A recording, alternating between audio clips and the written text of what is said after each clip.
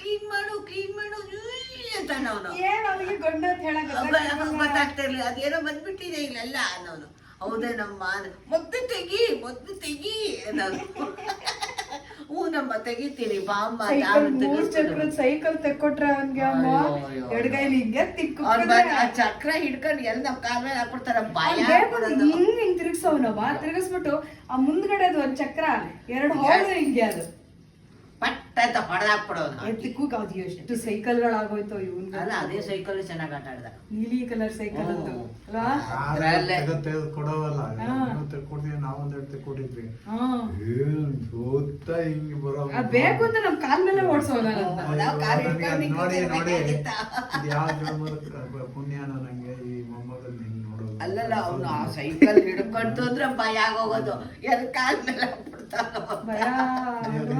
ನನಗೆ ಕೊಟ್ಟಿದ್ದಾನೆ, ಸಂತೋಷ. ಚೆನ್ನಾಗಿ ಆಟ ಆಡ. ಅದು ಮೂಗದು ಮಾತ್ರ ಚೆನ್ನಾಗಿ. ಅಜ್ಜಿ ಬಂತು ಇಲ್ಲೇನೋ ಬಂತು. ಅಯ್ಯೋ ಅದು ಗಂಡ ಕಡಮ್ಮ ಅಂದ್ರೆ ಕ್ಲೀನ್ ಮಾಡು ಇಟ್ಕೊಂಡ್ಬಿಟ್ಟಿದ್ದಾನೆ. ನಾನು ನೋಡ್ಲಿಲ್ಲ, ಬಾಗಲ್ ಸುಮ್ನೆ ಮುಂದಕ್ಕೆ ನೋಡ್ಬಿಟ್ಟೆ, ಇವ್ನ ಕೈ ಸೇರ್ಕೊಂಡು ಓ ಪಾಪ ಅವನಿಗೆ ನೋವಾಗಿದ್ದಲ್ರಿ, ನನಗೆ ವಿಲ ಒದ್ದಾಡ್ಬಿಟ್ಟೆ. ನಾನು ಅಯ್ಯೋ ಆ ಮಗು ನೋವು ಕೈ ನೋವು.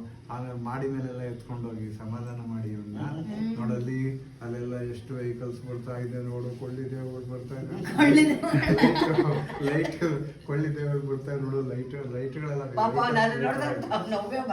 ಹೌದಾ ಅಂತ